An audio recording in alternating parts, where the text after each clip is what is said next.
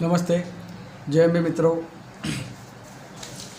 આપણે લોની અંદર જે આપણા ટોપિક શરૂ કરીએ છીએ એની અંદર આપણે અલગ અલગ ક્વેશ્ચન ડિસ્કસ કરીએ છીએ। લાસ્ટ લેક્ચરની અંદર આપણે ટોપિક દેખ્યો હતો વોઇડ કોન્ટ્રાક્ટ અને વોઇડેબલ કોન્ટ્રાક્ટ, રાઈટ। આજના લેક્ચરની અંદર આપણે ટોપિક સમજવાનો છે। ક્વેશ્ચન ઇમ્પોર્ટન્ટ ક્વેશ્ચન છે અને સારો એવો ક્વેશ્ચન છે, પૂછાઈ શકે એવો ક્વેશ્ચન છે। ક્વેશ્ચન આપણો આ રીતે છે મિત્રો, meaning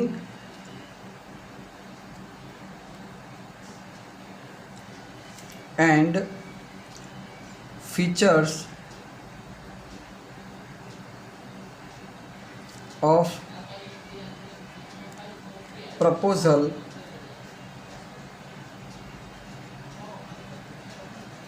and intention।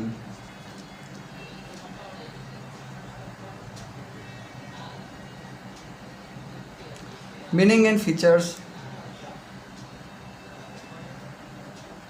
of proposal and intention। Okay, જો મિત્રો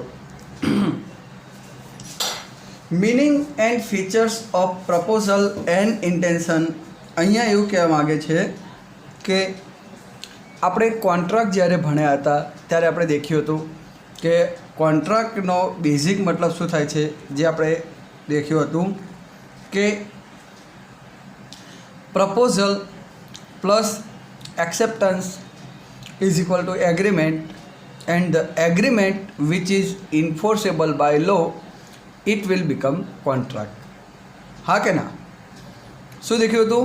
proposal plus acceptance is equal to agreement and the agreement which are enforceable by law it will become a contract। આપણે અત્યારનો ટોપિક સમજવાનો છે meaning and features of proposal. દેખો, કોન્ટ્રાક્ટની અંદર શબ્દ હતો, પહેલો જ પ્રપોઝલ હતો। કયો શબ્દ હતો મિત્રો? પ્રપોઝલ। પ્રપોઝલનો મિનિંગ થાય છે મિત્રો કે પ્રપોઝનો મિનિંગ થાય છે કે જ્યારે એક વ્યક્તિ બીજા વ્યક્તિને કંઈક કરવું કે ના કરવું અથવા તો કંઈક ખાસ પ્રકારનું કાર્ય કરવા માટે જ્યારે બીજા વ્યક્તિને કોઈ દરખાસ્ત કરે છે એને આપણે પ્રપોઝલ કહીએ છીએ મિત્રો પ્રપોઝલ કોને કહેવાશે? ફરીથી સાંભળજો। કોઈ એક વ્યક્તિ બીજા વ્યક્તિને કંઈક કાર્ય કરવાનું કે ના કરવાનું અથવા તો કોઈ ખાસ વિશિષ્ટ પ્રકારનું કાર્ય કરવા માટેની કોઈ દરખાસ્ત કરે છે તો એ દરખાસ્તને આપણે મિત્રો પ્રપોઝલ કહીએ છીએ, રાઈટ। તો શું કહે છે અહીંયા દેખો, meaning and features of proposal and intention. પ્રપોઝલનું અને ઇન્ટેન્શનનું મિનિંગ અને એનું ફીચર્સ શું છે તો એ આપણે ડિસ્કસ કરીએ। દેખો,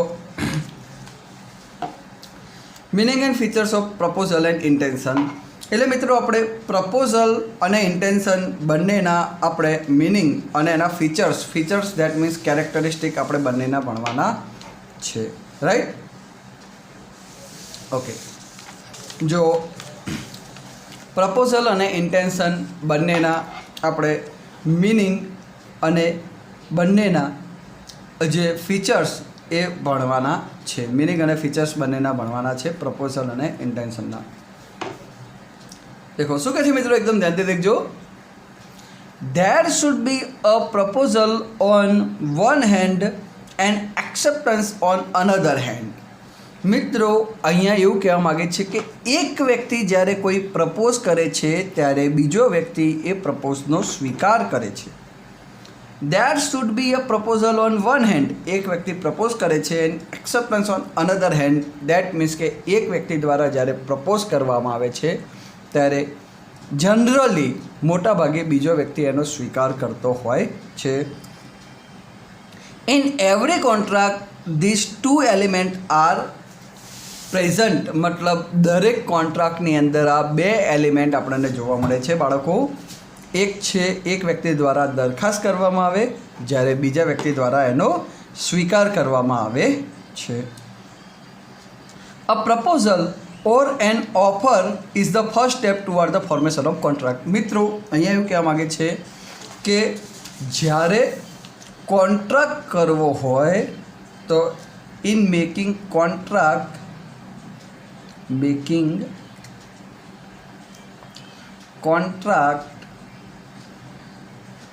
જ્યારે તમારે કોન્ટ્રાક્ટ કરવો હોય, પહેલાં આપણે પ્રપોઝલની વાત કરીએ છીએ. પ્રપોઝલ, આ બધાના ખાસ પોઈન્ટો હું અહીંયા લખું છું કે જેથી તમને ખ્યાલ રહે.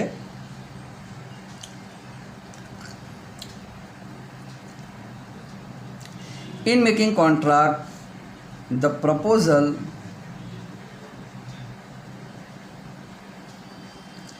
Is first step.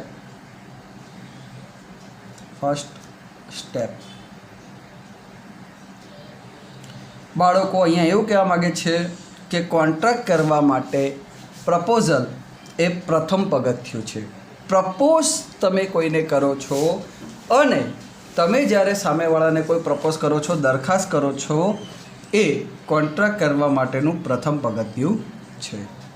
તમે પ્રપોઝ કરો એટલે સામેવાળો એનો સ્વીકાર કરતો હોય છે. It is a first step for making contract. 2 element છે, એક છે પ્રપોઝલ અને બરાબર. તો in every contract there is a 2 element present. A proposal or an offer is the first step toward the formation of contract. A proposal is a declaration by the proposer of his intention to be bound by obligation. મિત્રો અહીંયા શું કહેવા માગે છે, contract કરવા માટે proposal એનું first step છે. મતલબ કે દેખો અહીંયા શું કહેવા માગે છે, every contract there is a 2 element. દરેક કોન્ટ્રાક્ટની અંદર 2 એલિમેન્ટ હોય છે. A proposal or an offer is a first step toward the formation of contract. એટલે કે કોન્ટ્રાક્ટ કરવા માટે પ્રપોઝલ, પહેલાં તમે કોઈને પ્રપોઝ કરો છો, કોઈ કોન્ટ્રાક્ટ કરવા માટે તમે કોઈ વ્યક્તિને કોઈ ખાસ દરખાસ્ત કરો છો, એનું ફર્સ્ટ સ્ટેપ છે.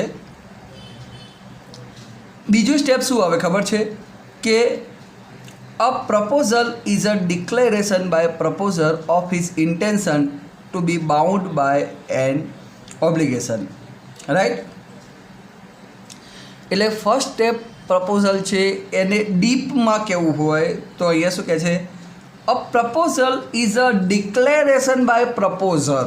ડિક્લેરેશન બાય પ્રપોઝર મતલબ કે જે વ્યક્તિ પ્રપોઝ કરે છે એના તરફથી ડિક્લેરેશન છે કે of his intention to be bound by obligation. મતલબ કે તમે મારું આ કામ કાયદાને ધ્યાનમાં રાખી અને કોઈ ચોક્કસ કન્ડિશનને ધ્યાનમાં રાખી અને કરી આપશો એવું ઓબ્લિગેશન કોઈ વ્યક્તિ તરફ કરવામાં આવે છે. મતલબ કે કોઈ ચોક્કસ પ્રકારનું કાર્ય કરવા માટે તમે સામેવાળાને ઇન્ટેન્શન બતાવો છો.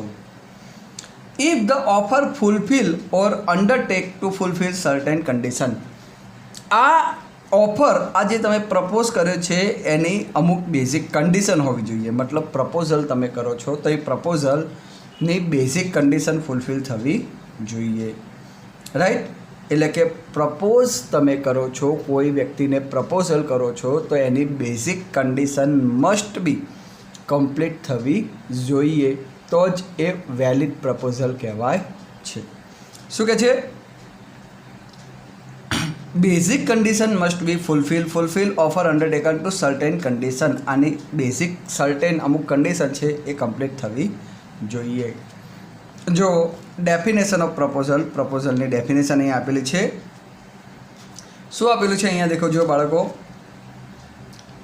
In Indian contract act definition of proposal as when one person signifies to another his willingness to do or to abstract from doing anything with a view to obligation, the assent of that another to such act or abstain, he is said to make a proposal. જો કાયદાની જે language હોય ને બાળકો એ યાદ રાખજો, થોડીક difficult હોય. કાયદાની જે લેંગ્વેજ હોય એ અટપટી લેંગ્વેજ હોય. એ લેંગ્વેજ સાદી ભાષામાં તમને સામાન્ય રીતે ઇઝીલી સમજમાં ના આવે, રાઈટ. જો બધા કાયદાની ભાષા સમજમાં આવી જાય તો બધા લોયર બની જતા હોય અને બધા જ કાયદો જાણતા થઈ જતા હોય.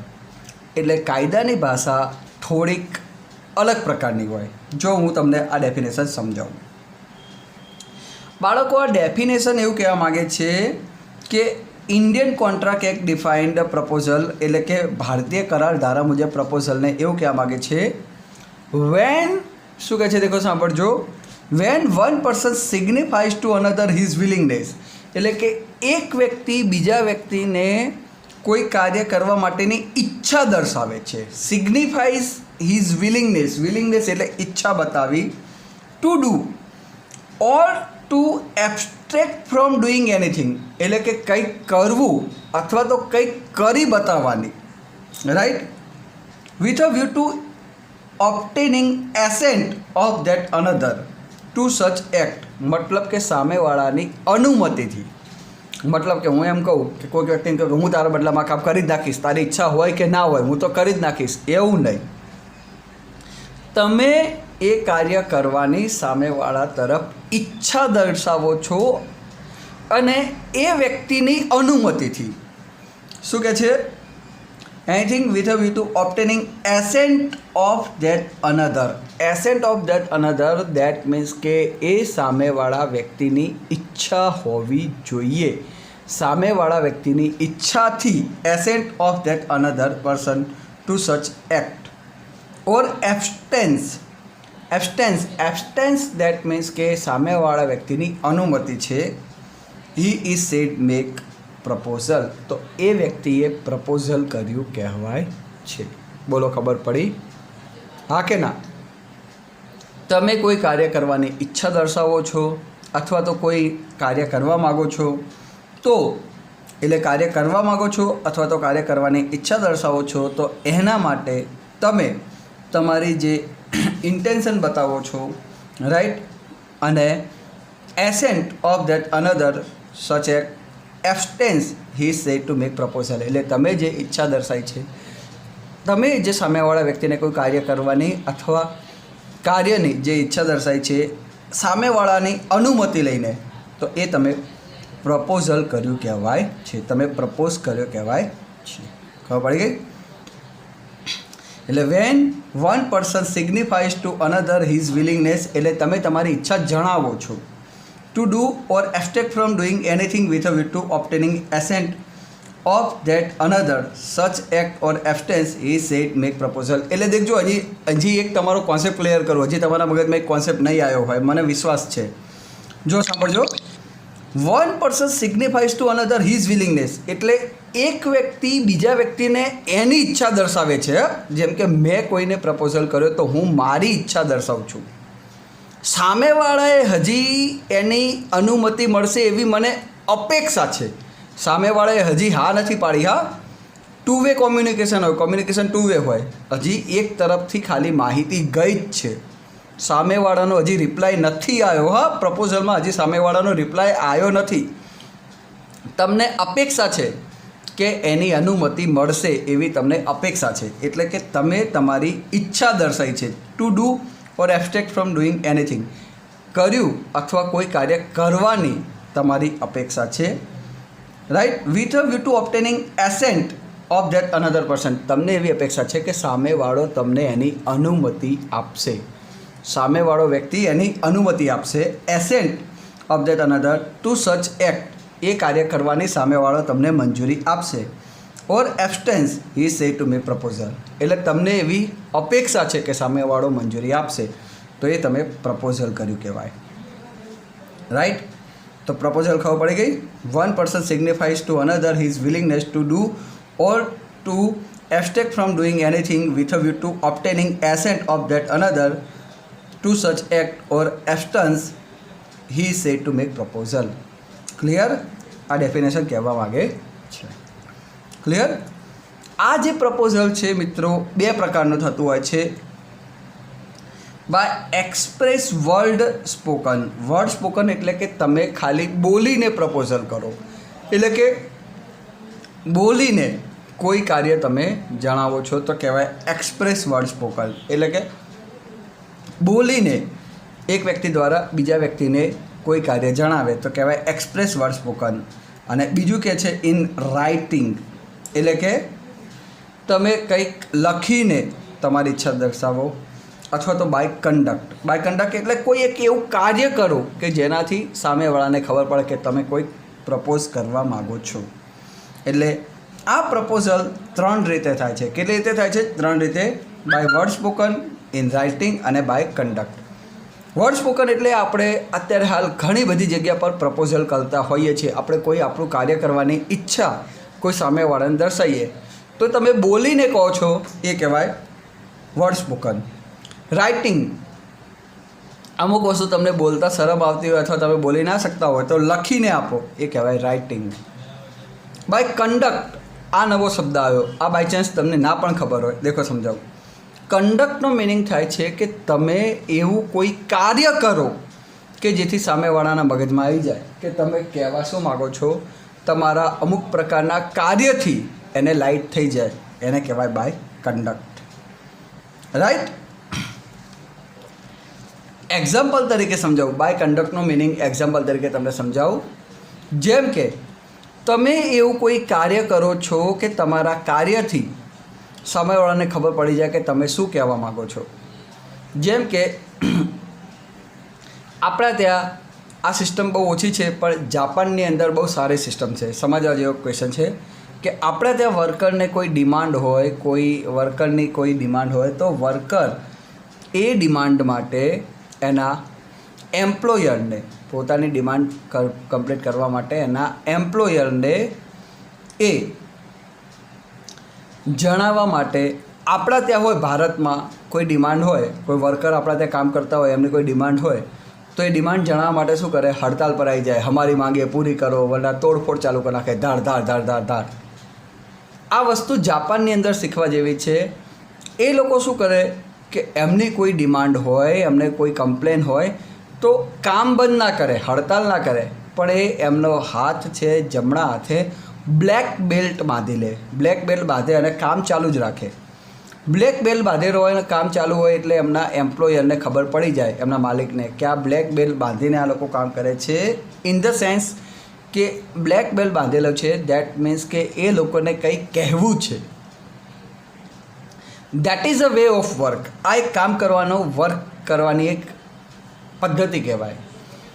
કારણ કે તમે કામ ચાલુ રાખો છો, કામ બંધ નથી કરતા અને ઇકોનોમિકને નુકસાન નથી પહોંચાડતા. તમારી ઇકોનોમી, વર્લ્ડ ઇકોનોમીને, તમારા કન્ટ્રીની ઇકોનોમીને તમે નુકસાન નથી પહોંચાડતા, તમારું કામ ચાલુ રાખો છો. એટલે આ શું થયું? By conduct. તમે હાથ ઉપર રિબિન બાંધી એટલે એક તમે કાર્ય કર્યું કે જેના પરથી તમારા એમ્પ્લોયરને ખબર પડી ગઈ કે તમે કંઈક કહેવા માગો છો. તે શું કહેવાય? By conduct. ખ્યાલ આવી ગયો? દેખો, A said to B, will you buy this scooter for ₹37,000? એ વ્યક્તિએ બી વ્યક્તિને જણાવ્યું કે શું તું આ સ્કૂટર 37,000માં ખરીદીશ? તો એ વ્યક્તિ જ્યારે બી વ્યક્તિને જણાવે છે કે શું તું આવું કાર્ય કરીશ, it is making a proposal. તો એ શું કર્યું કહેવાય બાળકો? પ્રપોઝલ કર્યું કહેવાય. ખબર પડી? જ્યારે એ વ્યક્તિ બી વ્યક્તિને કહે છે કે શું તું મારું સ્કૂટર ખરીદીશ, તો જ્યારે આવું એ વ્યક્તિ દ્વારા બી વ્યક્તિને કહેવામાં આવ્યું તો એ વ્યક્તિએ બી વ્યક્તિને પ્રપોઝલ કર્યું કહેવાય. દેખો લખ્યું છે, A makes proposal to B if B agree. જો બી તૈયાર થશે, the proposal is said to have been acceptance. આપણે પહેલાં જ લખ્યું હતું કે 2 વે પ્રોસેસ છે. કેવી પ્રોસેસ છે? 2 વે. એ બીને કોઈ કાર્ય કરવા માટેની ઈચ્છા દર્શાવી અને બી હા પાડે, એક્સેપ્ટ કરે તો એ બની જાય છે એક્સેપ્ટન્સ. એટલે એ બીને કીધું કે શું તું મારું સ્કૂટર ખરીદીશ, એને કહેવાય પ્રપોઝલ. એ બીને પ્રપોઝલ કર્યું, બી એગ્રી થાય છે, the proposal is said to have bin accepted. એટલે કે બી એગ્રી થાય તો આ પ્રપોઝલ એક્સેપ્ટ થઈ ગયું કહેવાય છે. બી વ્યક્તિ એગ્રી થાય તો આ પ્રપોઝલ એક્સેપ્ટ થયું કહેવાય છે. Is it? દેખો અહીંયા શું કે છે? Characteristic of proposal. પ્રપોઝલના કેરેક્ટરિસ્ટિક. क्या कैरेक्टरिस्टिक है तो देखो, a person express his willingness to do or abstain from doing before another. मतलब के एक व्यक्ति कोई कार्य कर्યું के कोई कार्य करवानी इच्छा बीजा व्यक्ति ने दर्शावे छे। विलिंगनेस एटले इच्छा दर्शावी, to do or abstain from doing before another एटले के कंई कर्યું अथवा तो करवानी इच्छा दर्शावे छे। बीजू, the purpose is to obtain consent from another. मतलब के तमे सामेवाळाने मारी मचीडीने जोर जबरदस्तीथी आ कार्य नहीं करवा मागता। तमे आ कार्य कोई ज प्रकारनी जोर जबरदस्तीथी नहीं करवा मागता। अहींया ચોખ્ખા શબ્દમાં લખ્યું છે the purpose is to obtain consent from other. Consent एटले के सामेवाळा व्यक्तिनी अनुमति लईने तमे करवा मागो छो, एटले तमने एवी एक्सपेक्टेशन छे के तमे काम करवानी इच्छा दर्शावतो तो सामेवाळा एने हाँ पाड़शे एवी एक्सपेक्टेशन है। कंसेंट फ्रॉम अधर एटले के तमने ऑब्टेनिंग कंसेंट एटले के तमे सामेवाळानी अनुमति मेळववा मागो छो। हाँ, अहींया शब्द पर फोकस करजो। अनुमति मेळववा मागो छो, मळी नथी गई। हाँ, जो अनुमति मळी गई तो आखું वाक्य ज बदलाई जशे, कारण के कायदो देखो जे छे ने एकदम वस्तु समझावीने बात करे छे। जो तमे कायदामां एक शब्द आगो पाछो करो तो आखो अर्थनो अनर्थ थई जाए। तमे एवी अपेक्षा राखो छो के सामेवाळो एनी हाँ पाड़शे, सामेवाळाए हाँ नथी पाड़ी। Obtaining consent in the sense के सामेवाळो एनी इच्छा हाँ पाड़शे एवी तमने अपेक्षा छे। His intention to create legal relationship with other. देखो, तमारू प्रपोजल है ए वेलिड क्यारे कहेवाय के तमे जे प्रपोजल करो छो ए वेलिड वस्तुनुं होवुं जोईए। एटले के तमे वेलिड वस्तु माटे लीगल रिलेशनशिप क्रिएट थाय एवुं होवुं जोईए। मतलब के तमारा प्रपोजल में लीगल रिलेशनशिप क्रिएट थवी जोईए। इलीगल वस्तुनुं प्रपोजल चाले नहीं। ए व्यक्ति बी व्यक्ति एम कहे के हूँ चरस गांजो लाव्यो छूँ, तू मारा भाईथी परचेस करी ले, अर्धा भावे आपी दईश, तो आ प्रपोजल वेलिड कहेवाशे तो के नहीं कहेवाय, कारण के अहींया लीगल रिलेशन नथी। केवी रिलेशनशिप थई? Illegal. His intention to create legal relationship with other. मतलब तमारा अहींया कार्यमां लीगल रिलेशनशिप क्रिएट थवी जोईए तो ज ए वेलिड कहेवाय। एटले his intention to create legal relationship with other. Next,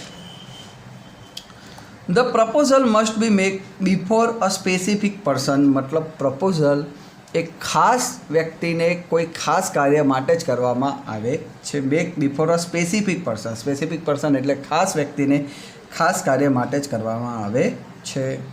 right, एटले के आवुं प्रपोजल कोई खास व्यक्ति ने कोई खास चोक्कस प्रकारना कार्य माटे ज करवामां आवे छे। Then after, the proposal may be oral, writing and by conduct. ए हाल ज आपणे समजाव्युं के आवुं प्रपोजल केटला प्रकारनुं होय बाळको। हाल ज आपणे आ टॉपिक समजाव्यो ने के प्रपोजल 3 प्रकारनुं होय। Word spoken, writing and by conduct. एटले प्रपोजल केटला प्रकारनुं छे? ओरल। ओरल एटले वर्ड स्पोकन। वर्ड स्पोकन एटले के बोलीने जणावવું। राइटिंग लखीने जणावવું एटले राइटिंग प्रपोजल कहेवाय के तमे लखी अने तमारी इच्छा दर्शावी। एंड बाय कंडक्ट એટલે કોઈ કૃત્ય કે કોઈ કાર્ય કરી અને તમારી ઈચ્છા દર્શાવી એને કહેવાય by conduct. Clear?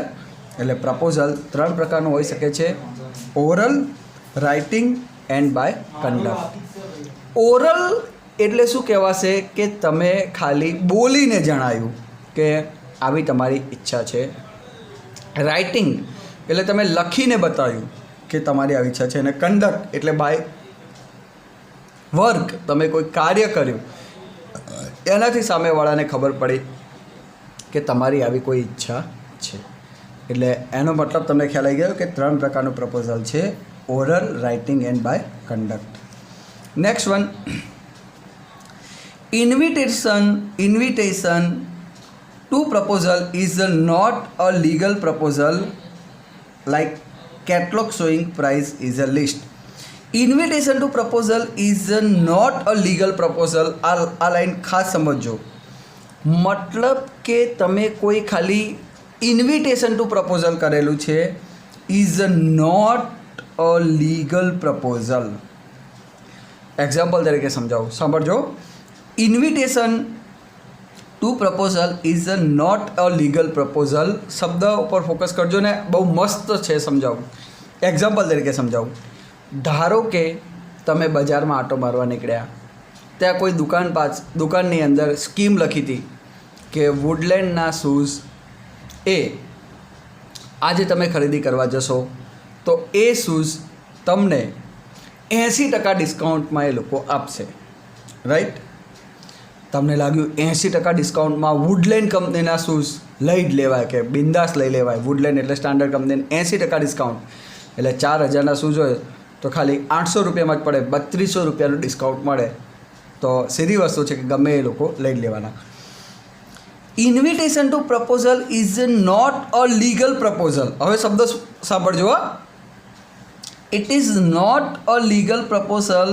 That means અહીંયા દેખો શું કહે છે, catalogue showing price is a list only.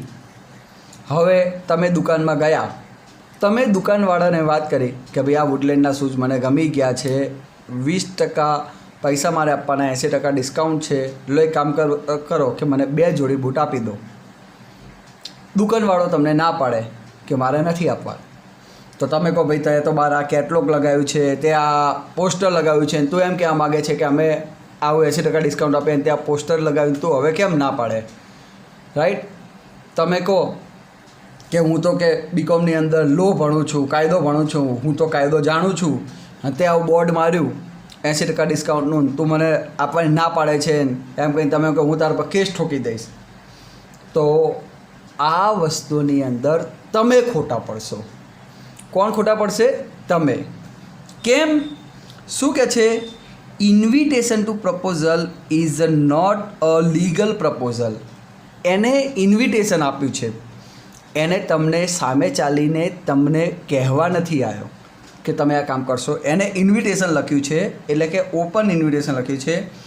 Catalogue showing price is a list. એને જે કેટલોગ બતાવ્યું હતું પ્રાઇસનું, એ ખાલી લિસ્ટ છે. એને એવું નથી કીધું કે તમે આ વાંચો, કે એ તમને આપવા નથી આવ્યું કે લો ભાઈ આ તમારા માટે સ્પેશિયલ. એને ખાલી આ પ્રાઇસ મૂક્યું છે, લિસ્ટ છે. It is not a proposal. એ ખાલી એક લિસ્ટ કહેવાય. એટલે એને આ લિસ્ટ બતાવ્યું છે, અને એની ઈચ્છા ના હોય તો એ તમને ના પણ સેલ કરે, એમાં તમે કોઈ જબરજસ્તી કરી શકશો નહીં. એટલે કહેવા શું માગે છે બાળકો, કે invitation to proposal is not a legal proposal. એ લીગલ પ્રપોઝલ નથી. Catalogue showing price is a list. કેટલોગમાં જે પ્રાઇસ બતાવે છે ખાલી લિસ્ટ છે, એ કોઈ ચોક્કસ પ્રકારનું પ્રપોઝલ છે નહીં. ક્લિયર? તો આ થઈ ગયા પ્રપોઝલના પોઈન્ટ. હવે શું કહે છે મિત્રો? Intention and proposal.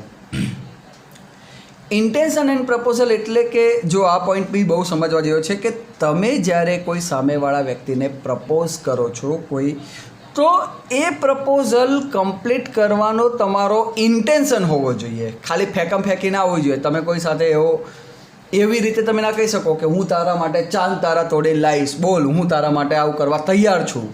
ઘણા લોકોને તો પ્યારમાં પડે એટલે નવા વાયદા કરે કે તેરે લીએ જાન દે દુગાન. એવા ખોટા વાયદા ના ચાલે. ઇન્ટેન્શન એન્ડ પ્રપોઝલ એટલે કે તમે જે પ્રપોઝલ કરો છો એ પૂરું કરવાની તમારી ઇન્ટેન્શન સાથે તમારે પ્રપોઝલ કરવું જોઈએ. મતલબ તમારી પૂરી કરવાની ગણતરી હોવી જોઈએ. That is valid. રાઈટ? તો દેખો શું કહે છે, ઇન્ટેન્શન વગરનું પ્રપોઝલ હોય તો એ વેલિડ કહેવાશે નહીં. When any person showing merely his intention to do something, it cannot be considered as offer. બરાબર? merely his intention to do something, it cannot be considered as an offer. Similarly, advertisement are also not offer, but they can be considered as a invitation of offer. मतलब શું કહે છે? देखो एक કોઈ અહીંયા શું કહે છે કે ઇન્ટેન્શન ટુ ડુ સમથિંગ, મતલબ કે અહીંયા જો એક પોઈન્ટ બીજો એ પણ છે કે તમે જે પ્રપોઝલ કરો છો એ પ્રપોઝલ પૂરું કરવાની તમારો ઇન્ટેન્શન હોવો જોઈએ તો જ પ્રપોઝલ કરાય. એક પોઈન્ટ તો મેં તમને કીધો. હવે અહીંયા એક બીજો પોઈન્ટ બી સમજવાનો છે, એક બીજો પોઈન્ટ ખાસ છે. જેમ કે તમારા મનમાં ઈચ્છા થઈ કે હું કંઈક આવું કાર્ય કોઈ વ્યક્તિ માટે કરવા માગું છું, આવું તમારા મનમાં ઈચ્છા થઈ. હા, ઈચ્છા થઈ, ઇન્ટેન્શન.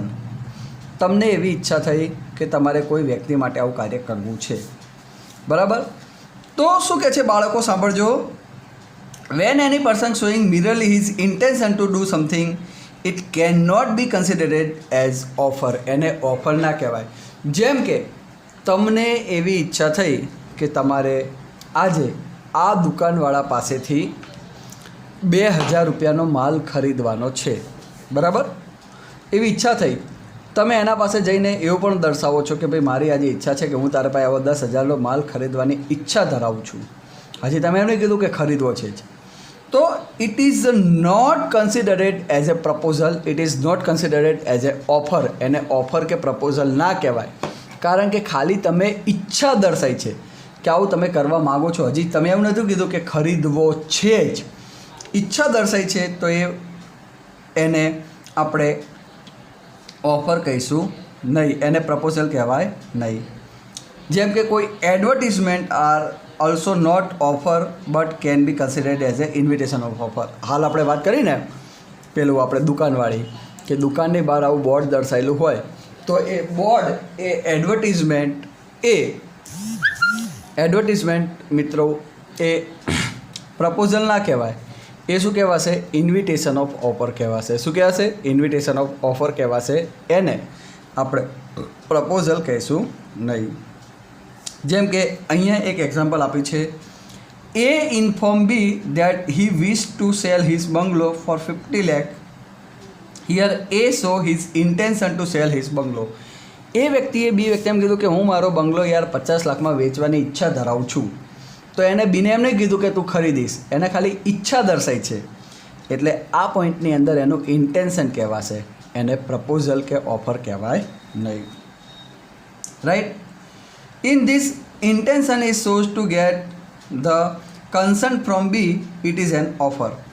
જો તમે બી વ્યક્તિ તરફ ઈચ્છા દર્શાઈ કે હું તને આ બંગલો વેચવા માગું છું, અને સ્પેસિફિક બી વ્યક્તિને તમે ખાસ ધોરણમાં જણાવ્યું કે હું તને આ બંગલો વેચવા માગું છું 50 લાખમાં, તો એ ઓફર કહેવાશે. કન્સન્ટ ઓફ બી એટલે તમારી બી પાસેથી અનુમતિ મેળવવાની ઈચ્છા છે. તમને એવી ઈચ્છા છે કે બી વ્યક્તિ આ પ્રપોઝલને, તમારા દરખાસ્તને સ્વીકાર કરશે, એવી ઈચ્છાથી તમે જણાવો છો, તો એ ઓફર કે પ્રપોઝલ બને છે. તમને એવી એક્સપેક્ટેશન છે કે બી આનો સ્વીકાર કરશે, તો એ તમારું એક્સેપ્ટન્સ, એ તમારું પ્રપોઝલ કહેવાય. કે તમને એવી અપેક્ષા છે કે સામેવાળો સ્વીકાર કરશે, એને ધ્યાનમાં રાખીને તમે પ્રપોઝ કરો છો, તો that is offer. A proposal કાયદેસર કહેવાશે, કારણ કે તમારી ઈચ્છા છે કે સામેવાળો સ્વીકાર કરે. એટલે તમને એવી ગણતરી છે કે બી સ્વીકાર કરે તો એ પ્રપોઝલ કહેવાશે. ખાલી તમે જણાવ્યું કે મારી આવી ઈચ્છા છે તો એ પ્રપોઝલ નહીં કહેવાય. પણ તમારા જણાવવાની અંદર એવી અપેક્ષા છે કે તમે એમ કહો છો કે હું તને આ બંગલો વેચવા માગું છું, એટલે ખાલી તમે એમ કીધું કે હું મારો બંગલો વેચવા માગું છું 50 લાખમાં, એ શું કહેવાય? ઇન્ટેન્શન કહેવાય. પણ તમે એમ કીધું કે હું મારો બંગલો તને 50 લાખમાં વેચવા માગું છું, તો આ બે શબ્દમાં ફરક આવી જાય. ખાલી તને શબ્દ આવ્યો એના કારણે આખું વાક્ય બદલાઈ જાય. મેં તમને હમણાં જ કીધું કે કાયદાની ભાષા અટપટી હોય. હું બંગલો વેચવા માગું છું ઇન ધ સેન્સ કે ખાલી તમે આ એક ઇન્ટેન્શન બતાવ્યો, પણ હું મારો બંગલો તને વેચવા માગું છું, બંનેમાં 50 લાખ તો કીધું. હું મારો બંગલો 50 લાખમાં વેચવાની ઈચ્છા ધરાવું છું, તો એ ખાલી ઇન્વિટેશન, એ મતલબ એ ખાલી ઇન્વિટેશન કહેવાય કે એની ઈચ્છા છે, ઇન્ટેન્શન છે, પણ પ્રપોઝલ ના કહેવાય. પણ હું મારો બંગલો તને 50 લાખમાં વેચવાની ઈચ્છા ધરાવું છું, that is call a proposal. એને પ્રપોઝલ કહેવાય. એક ખાલી તને શબ્દ આવ્યો એના કારણે આખું વાક્ય બદલાઈ ગયું. When any trader keep any article in his showroom with a price tag on it, it can be considered as his intention to sell. જો હાલ આપણે વાત કરી તે પોઈન્ટ આવ્યો કે કોઈ શોરૂમની બહાર કોઈ એક આર્ટિકલ લગાવવામાં આવેલું છે કેટલોગ પ્રાઇસનું, ઇટ ઇઝ ઓનલી ઇન્ટેન્શન. હાલ આપણે વુડલેન્ડના શોરૂમનું તમને એક્ઝામ્પલ આપ્યું કે વુડલેન્ડના શોરૂમની બહાર આવું ઓફર મારેલું છે કે 80% ઓફ, અને ત્યાં જાઓ એટલે સામેવાળો કે એવું તો કશું જ નહીં, 10% ઓફની સિસ્ટમ છે, આ તો કે ખાલી એમને જૂનું મારેલું છે. તો એ ખાલી શું છે મિત્રો, ખાલી ઇન્ટેન્શન ટુ સેલ છે, એટલે કે એ વન કાઇન્ડ ઓફ એની ઇન્ટેન્શન છે. It is not a legal proposal. એ સામેવાળાનો ખાલી ઇન્ટેન્શન છે, એ લીગલ પ્રપોઝલ કહેવાશે નહીં. And not an offer but it is a invitation of offer. એટલે એ ઓફર કે પ્રપોઝલ નહીં કહેવાય, એ ખાલી ઇન્વિટેશન ઓફ ઓફર કહેવાશે. એટલે કે ઓફર કરવા માટેનું એક ખાલી ઇન્વિટેશન કહેવાશે, એને કાયદેસર ઓફર કહી શકાય નહીં. ખબર પડી બાળકો? ઓકે, દેખો તમે એ સામેવાળા પર પછી કેસ ના કરી શકો કે ભાઈ તે આવું લખ્યું હોય તો કેમ ફરી ગયો. If any person wishes to buy an particular article he has to make an offer to the trader with whether to accept it or not depend upon the trader. મતલબ હાલ આપણે વાત કરી ને કે વુડલેન્ડના શોરૂમની અંદર તમે ગયા અને એની અંદર આવો ઓફર લખેલું હતું, રાઈટ. આ ઓફરથી તમે પ્રભાવિત થઈ ગયા અને તમે ગયા અને તમે વાત કરી કે આવા 2 જોડી બૂટ જોઈએ છે. હવે એ તમે આ ઓફર દેખીને ગયા હતા, એ ખાલી ઇન્ટેન્શન કહેવાશે. It is not considered as a proposal. એને પ્રપોઝલ કહેવાશે નહીં, એ ખાલી શું કહેવાશે? ઇન્ટેન્શન. એને ખાલી એડવર્ટિઝમેન્ટ કરી છે, right. If any person wish to buy a particular article, તમે આવું વુડલેન્ડના બૂટ ખરીદવા માગો છો, he has to make offer to the trader. તો તમે શોરૂમમાં જઈ અને ટ્રેડરને તમારે ઓફર કરવાની છે કે શું તમે મને આ બૂટ આ તમારી ઓફર પ્રમાણે આપશો. હવે સાંભળજો, whether to accept it or not is depend upon trader. એટલે કે તમને આ શૂઝ આપવા કે ના આપવા એ ટ્રેડર ઉપર ડિપેન્ડ છે. એમાં ટ્રેડરની ઈચ્છા પ્રમાણે ચાલશે કે એને તમને આ શૂઝ આપવા કે ના આપવા. એ ના પાડી દે કે નથી આપવા તો તમે કશું જ કરી શકવાના નથી, કારણ કે એની ઈચ્છા પર ડિપેન્ડ છે, રાઈટ. અહીંયા તમે લીગલ ઓબ્લાઇઝ નથી કરી શકતા. તમે એના પર કેસ નહીં કરી શકો કે તે આવી ઓફર લખી હતી, અમે અહીંયા આવ્યા અને આટલો અમારો ટાઈમ બગડ્યો, કારણ કે એને ઓફર જે એને ઇન્ટેન્શન લખ્યો હતો એ કોઈ લીગલ ઓબ્લિગેશન ક્રિએટ નથી કરતો. એટલે ટ્રેડર ઉપર ડિપેન્ડ છે કે એને તમારી ઓફર એક્સેપ્ટ કરવી કે ના કરવી. દેખો શું કે છે, it is very clear from this discussion that the merely intention is not an offer. Merely intention is not an offer એટલે કે તમે ખાલી તમારો મિરરલી ઇન્ટેન્શન બતાવ્યો છે. મિરી એટલે મિરરલી ઇન્ટેન્શન બતાવ્યો છે. It is not an offer. એને કોઈ જ પ્રકારની ઓફર તરીકે ગણવામાં આવશે નહીં. મિરરલી ઇન્ટેન્શન બતાવ્યો છે, એને કોઈ જ પ્રકારની ઓફર ગણવામાં આવશે નહીં. Without intention of getting consent of any idea so presented in intention and not an offer. દેખો શું કે છે, without intention of getting consent of any idea so presented it is intention not an offer.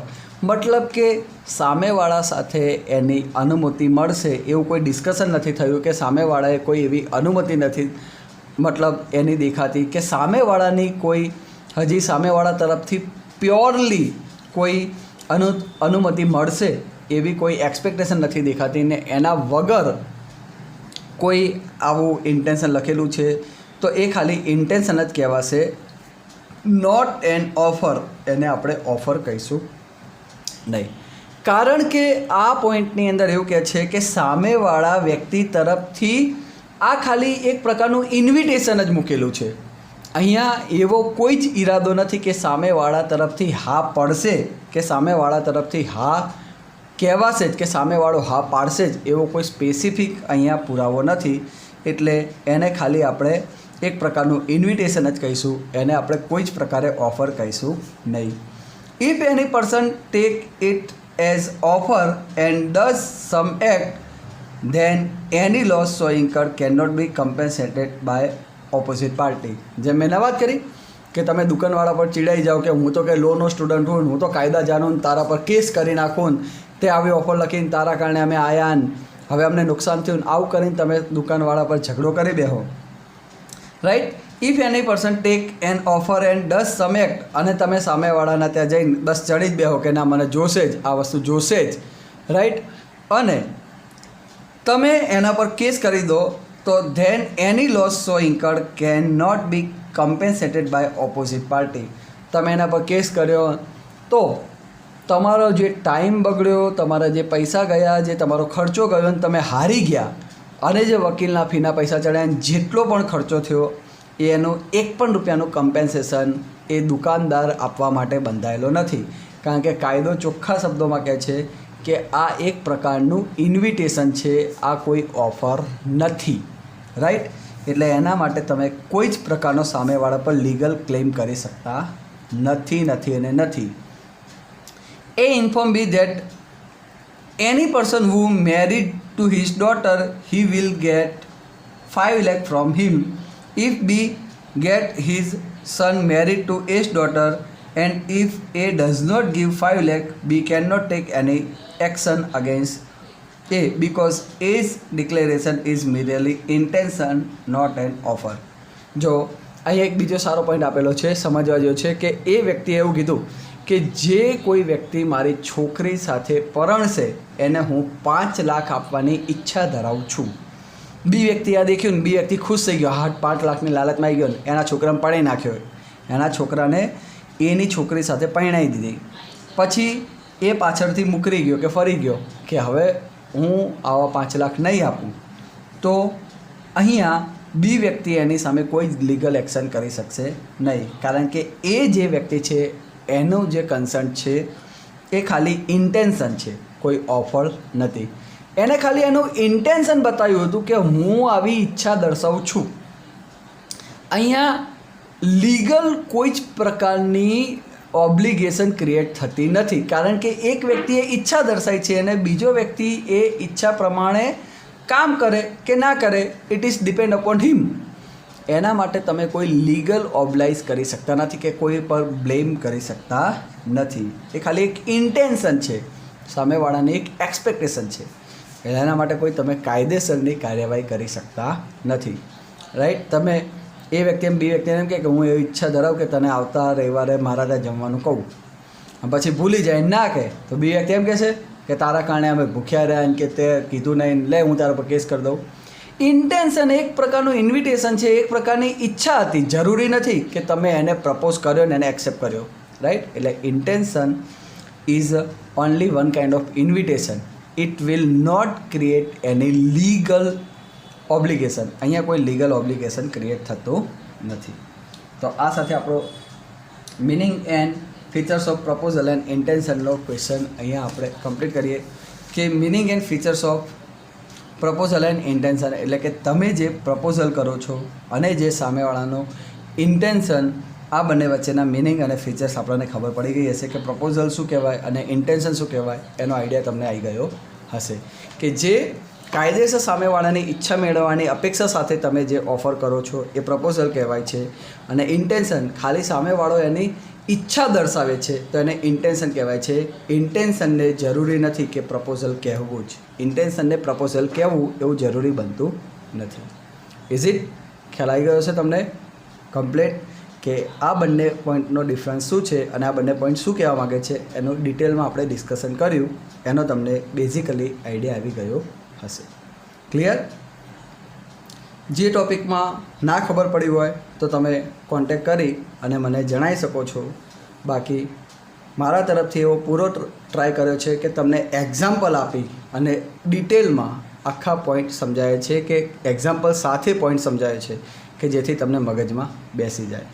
Clear? તો અપેક્ષા રાખું છું કે આ પોઈન્ટ ખબર પડી ગઈ હશે. ના ખબર પડી હોય તો મને કોન્ટેક કરી અને પૂછી લેજો, બરાબર છે? એકદમ ડીપમાં આપણે સમજાવવાનો પ્રયત્ન કરેલો છે. ઓકે, તો આજે આપણે આટલા સુધી રાખીએ છીએ. નેક્સ્ટ લેક્ચરમાં નવા ટૉપિક સાથે આપણે આગળ વધીશું. આજે આપણે આટલા સુધી રાખીએ છીએ. ક્લિયર? તો આ ટૉપિક એક વખત દેખી લેજો અને ના ખબર પડે તો મને કોન્ટેક કરજો. ક્લિયર? ઓકે, આના ફોટા પાડી અને PDF મોકલી દઉં છું. જો કે બધા પાસે જેના પાસે બુક હશે એને તો મળી જ જશે, અને તેમ છતાં ફોટા પાડીને મોકલી દઉં છું. જેના પાસે બુક ના હોય એમાંથી દેખી લેજો. ઠીક છે? ગુડ બાય, જય અંબે.